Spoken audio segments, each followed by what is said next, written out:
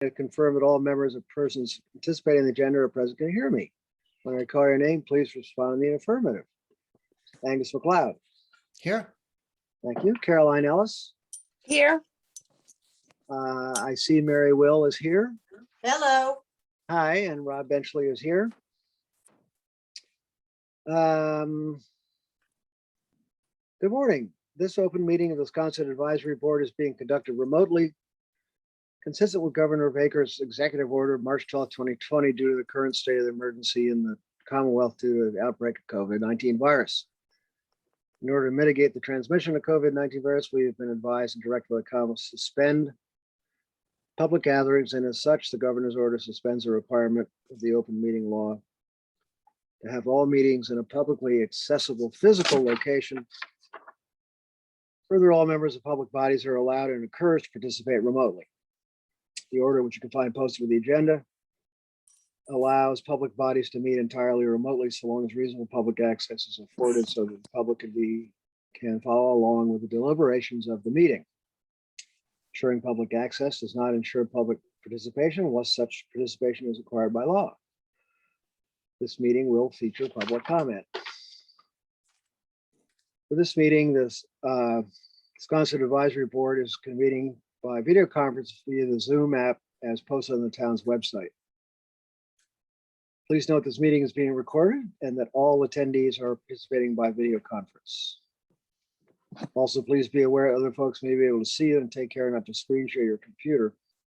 Anything you do broadcast may be captured by the recording. All supporting materials that have been provided members of this body are available on the town's website. The public is encouraged to follow along using the posted agenda. Now we're turning to the first item on the agenda. Before we do so, permit me to cover some ground rules for effective and clear conduct of our business. I'll introduce each speaker on the agenda after they conclude their remarks. I will go down the line of members, inviting each by name to provide any comment, questions, or motions. Please hold until your name is called. Please remember to mute your phone or computer or both when you're not speaking. Please remember to speak clearly in a way that helps generate accurate minutes. For any response, please wait till the chair yields the floor to you and state your name before speaking. Members wish to engage in conversation with other members, please do so through the chair.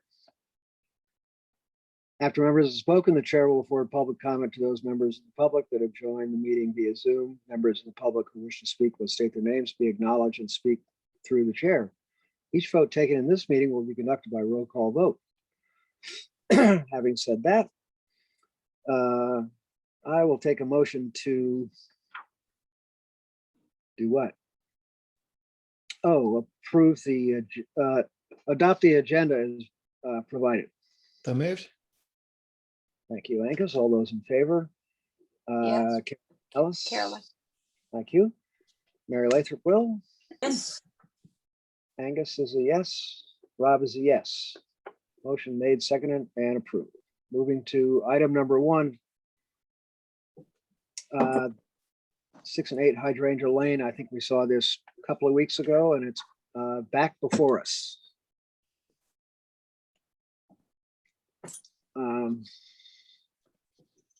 Would somebody read the fine print, please? This is Mary. Yes. Absolutely. So Lindsay had presented the project. I read your comments. It's proposing a double lot, double drive, requires planning board approval. Read your comments. Lots of hardscape issue, the sound of the waterfall. Recommend less hardscaping, probably won't be visible. Concerned abutter asked what the overall proposal was with respect to an addition. There was an email that I received. The concept of trees in a row going around the property in a low-lying, marshy, open moor area is incongruous. Asked that the screening be bunched and more natural looking. Agrees with Ms. Camp. There would be a big square of vegetation not normal to that area. The hardscaping and house go from lot line to lot line and front to back. It should blend with the conservation land. There shouldn't be a second driveway. Agrees with Ms. Camp and Ms. Coombs. The area is like the plains. If the pool is pulled closer to the house, that would allow better hardscaping. So of course they asked for revisions. And let's see what we've got. this is Rob. I took a look at this. The only real change that I see, and if somebody else has any additions to this, is that the pool is 1 foot narrower than it was, and they've added a thicker thicket of trees. That doesn't And they- work for me. And I've got these side by each, as they say in Hollow, Michigan, and it's still about a quarter of an acre of hardscaping. I just made up that number, but anyway, I don't see that the actual hardscaping as it relates to the conservation land has been addressed. Rob, this is Mary. I would agree with you. It seems to me as if the only person making out in this venture might be the landscaper. It looks like it's just more for less. I mean, less for more money, that is. Doesn't seem an issue here, but it is definitely pay more, go less. Yeah. And it definitely does not make it look more like the plains that it is invading.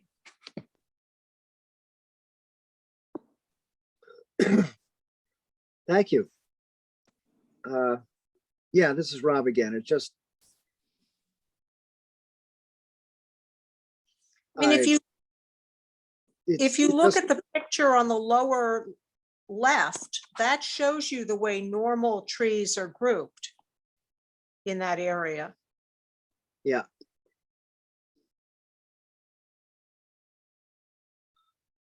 I think this is going to have a very unnatural appearance because it's going to be a hard, straight line of thick vegetation because so much is trying to get squeezed into the lot that it pushes everything that there would be some, variation in depth and height and all that would look more natural. It's all pushed to one, to the back of the lot. So, yeah, This is, I'm sorry. my This is concern Carol. is really about how much hardscaping there is, how much of the lot's covered. And yeah, it's like too much is going in there.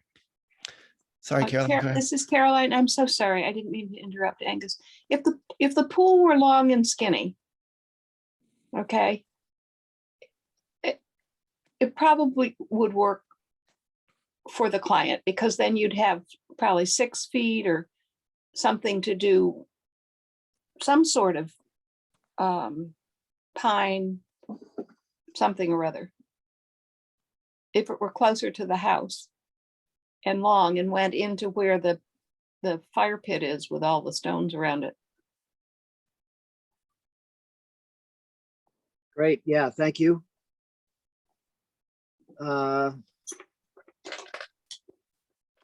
Mr. Chair, I just wanted to mention that we all did see the proposed addition to this house that is actually going to, I guess, mask the pool from view, as well as this structure as well. They're still being reviewed through the HDC right now. It almost seems to me that this needs to track with those applications because really you don't want to have a pool being constructed before the addition from a visibility perspective. A good suggestion, Helen. Thank you. Yes, thank you very much for that. And I was going to bring that up, or I was going to bring it up in the form of a question. This is the house that's going to be 2 houses. Yeah, they're building an addition on the a house addition on the existing house. Is that correct? That's right, Yeah. because we talked about them moving the garage back, the garage bay, because it was a straight line. Yeah, okay, thank you. Mr. Chairman, they still have 2 driveways. Yes, Yes, I'm Yes. not too sure where they stand with getting a planning board approval modifying the subdivision to allow one lot, because of course you're going to have this property line go away in order for you to have a structure that goes across it to meet setbacks. So essentially they would have to modify that subdivision, Hydrangea Lane, in order to allow one lot and allow 2 driveways. So I do not know where that stands, if they've submitted at all, but I brought it up to the agent, and they were going to look into that part.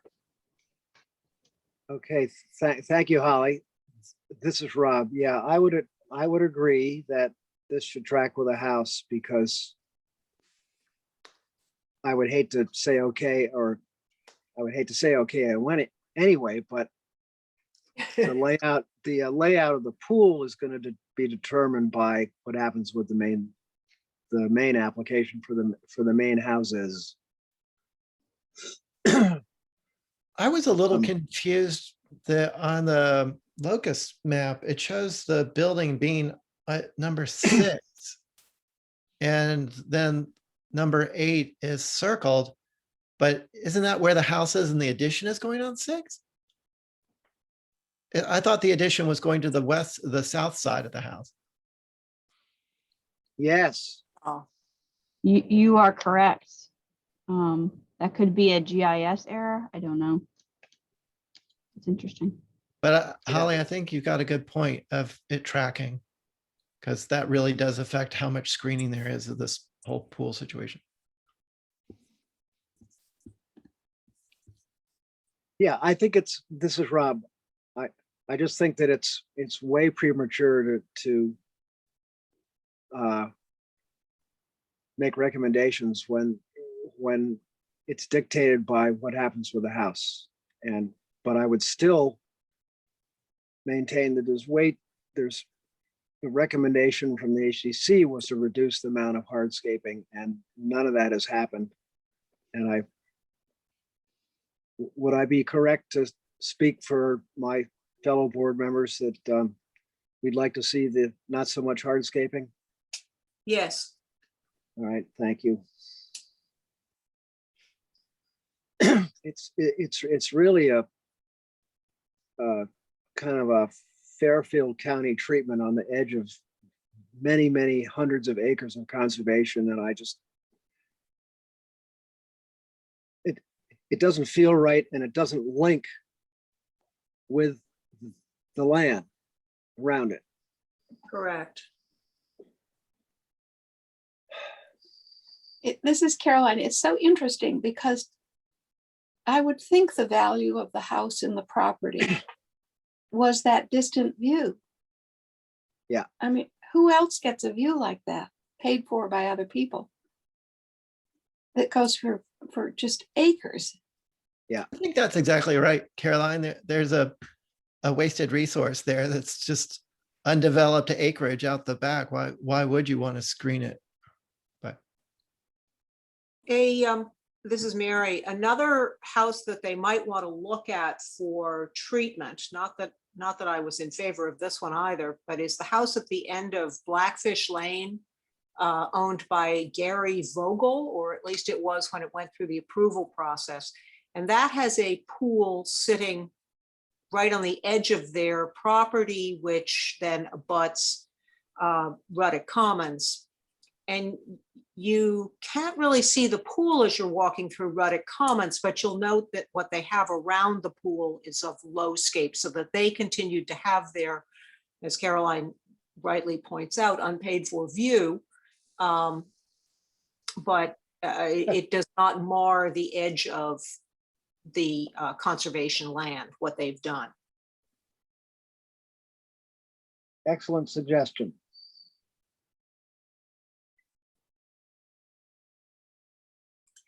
Just taking some notes here. Okay, great. Yeah. So the double driveways and the merging the 2 lots and all that, that's all part of the planning board aspect. Am I correct, Holly? Yes, merging the lots and the double driveway is all part of planning board. And like I said, Okay. I'm not too sure where that stands. Okay, Chicken and egg. so then we're in agreement that this should track with a house, whatever that may be. Yes. and to hold this application until that time. Thank you very much. Any other comments before we move on about this application? Thank you, everybody. That does it for that. I see in other business, we have the North Gully Road questions or comments, or I'm not sure who put this on here, but it doesn't matter. Just have some, I think Clement. Clement did. Yeah, Clement requested it. yeah, she Maybe did. we could wait until she's here so that, because she's been having the conversations with Lynn Filipsky and Yes. I want to say Rob McNeil. Yes. Yeah. It is. Yes. Yeah. So I think we should wait for Clement, and she had volunteered to help with the thrift store opening this morning, so. Yeah, Ooh, exciting. ooh, big day. that's terrific. Thank you, Clement. All right. Boy, We'll keep that on there. she didn't just move here and do nothing, huh? Wow. Way. Yeah, also to the North Gully Road, I have some background on that as well. So I'm happy to add that when the next time we have occasion to talk about it. So we'd love to leave it on the other business agenda. Absolutely. We can do that. And I think we're all happy to see, if I may make a comment, that the fish house that was up on Front Street and got moved to North Gully Road is now moving down to a lot to Fanny Hills, the family of Fanny Hills property Fabulous. I in didn't know Codfish that. Park. Yes, That was approved. great. Actually, it was such an obvious thing to do. It was put on consent. Yes. Good. Thanks to your Wonderful. comments on that. That was perfect because of the motion that the HDC made. Okay, we'll allow it to be moved, but only if it's within Codfish Park. So that's Yeah. perfect. Great, Win-win. great. Win-win. I was very happy that they took it, and it's just it's so appropriate, to put Yeah. some of those buildings back down there. It's terrific. Okay. Any other Mr. comments in Chairman, general? Yes, I have something. please. Oh, okay. I don't know how we can ever discuss this, and so somebody has to explain it to me. But I am so disturbed by the house beyond sanctity. I can't even Yeah. explain how I feel. We drove up there, we looked at it. That house could be placed anywhere on that lot, but they pushed it up the hill. Yeah. I mean, it's ruined it forever. Yeah, I noticed that as well. If you email me if we find out the address, because I was trying to figure that out as well, I can look into it as far as when the approval went through, what it called for and all that, because I don't remember. They would have had a view from every room if it had been one story. I mean, it was just so insensitive a design, but then for our HTC that is supposed to protect, this, not just the buildings, but the landscape and the vistas. It's so discouraging from Quidnet. It competes with the lighthouse. As you drive up Pulpus Road, the first view that you have out across Sankaty, it just dominates those graceful lines from Sankaty all the way down to the pond. It's so discouraging, and we never even saw it because we've been in and out of do we cover Hoyks Hollow and the rest. It brings me back to the point of, when are we going to be reviewing all of Sconset? Has that list gone through, and where are we with review No. of Sconset? Mr. Chair, on that, that's going to have to be brought up with the HDC themselves. As you all are aware of their lengthy applications that have been coming in, their length of their agendas. This past month, we received more applications ever. We've hit our it's amazing the amount of applications that came through, and that's actually available on the town's website. Kathy does that every month, monthly reporting. It was, I think, over 300 applications. We want to Um, help them, Holly.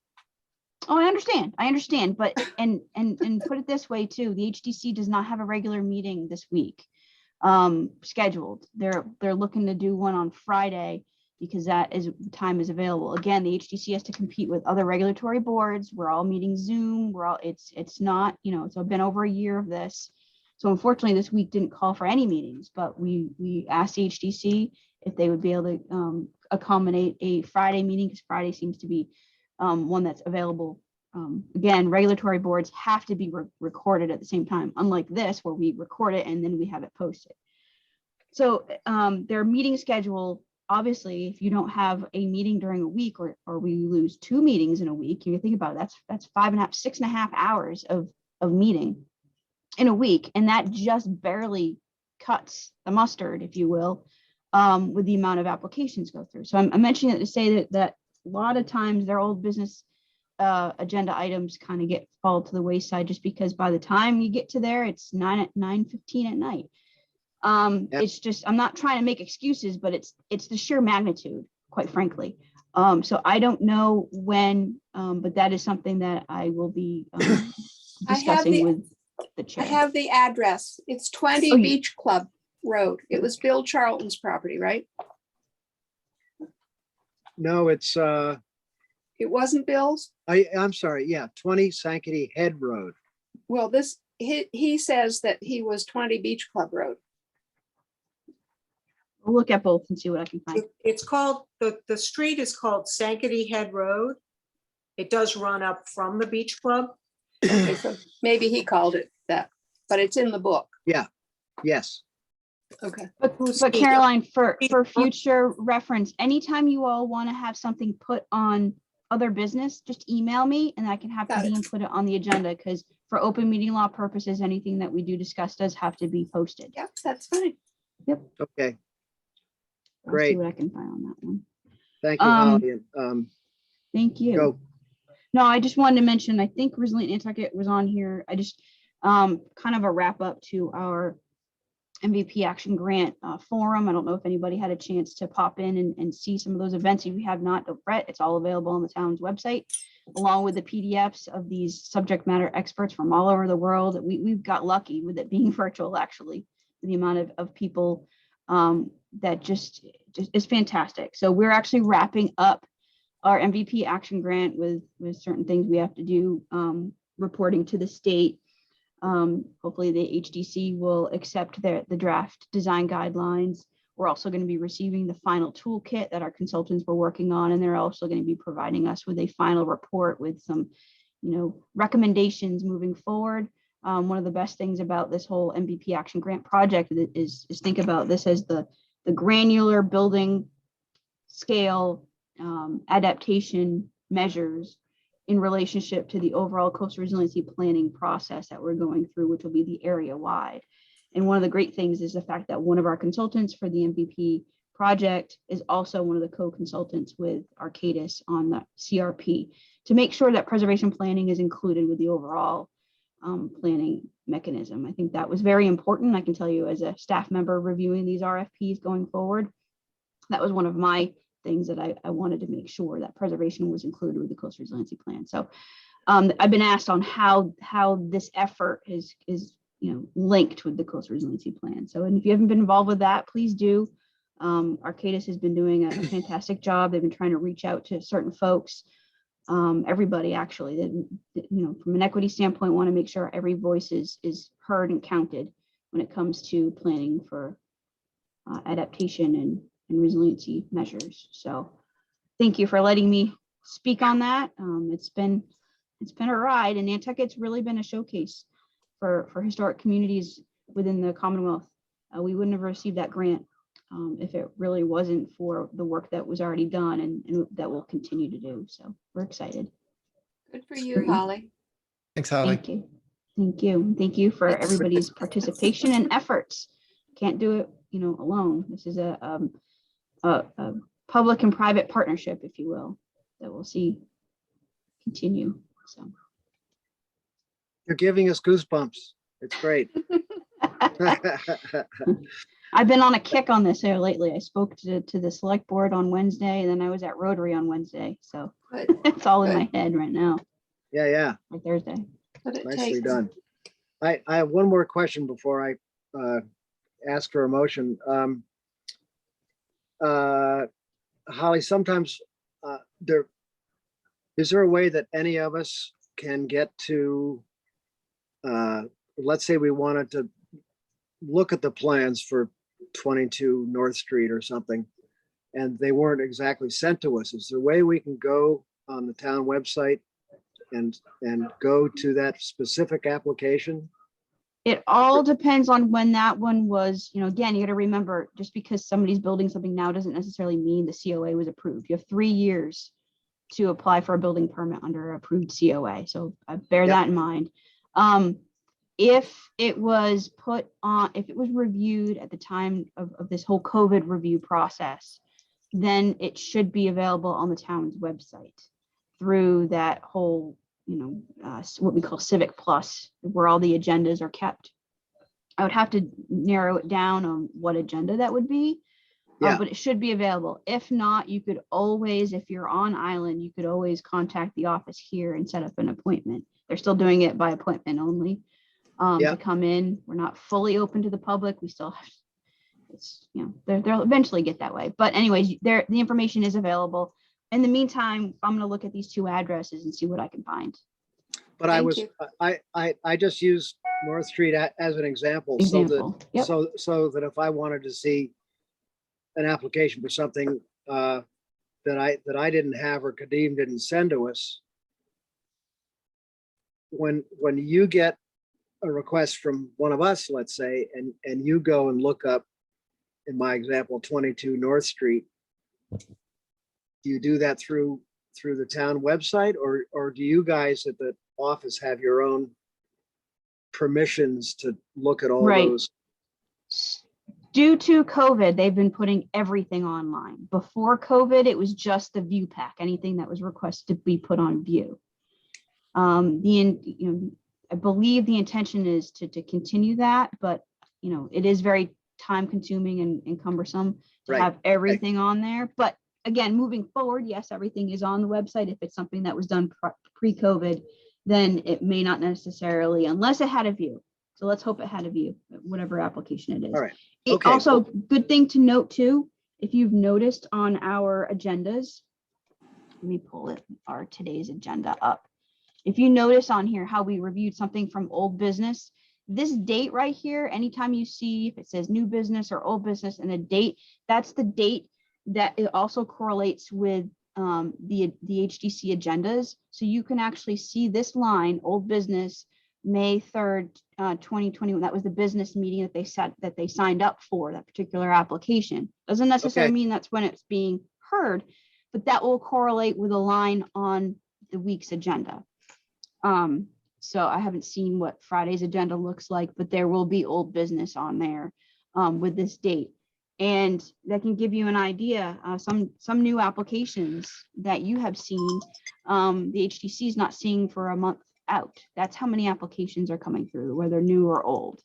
So it's crazy, but I wanted you to know that this date right here correlates with an HDC agenda. Okay, great. Good. Thank you. You're welcome. I might give you a phone call sometime. Absolutely. And yeah. Okay, great. Having said that, I will take a motion Comments? to approve our comments. And Holly, would you like me to send you our notes on this Yes, particular please. application? Yes, Okay. please. All right, I will do that. And so I guess, yeah, so I can make a motion to approve the comments even though I haven't typed them up yet. Yes, I can do that because we've already said it. So fine, I'll take a motion to approve our comments. So moved. I'll make that motion. Thank you. Angus made the move, seconded by Carol. Everybody in favor? Caroline? Yes. Thank you. Mary Lathrop, Will? Yes. Angus? Aye. Thank you. Rob is an aye. Motion made, seconded, and approved, and I'll take a motion to adjourn. I'll make that motion. Thank Second. you.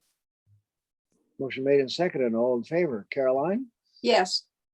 Mary Lathrop, Will, Yes. Angus McLeod, Hi. Rob's and I. Thank you all. And I'll type these up and send them around.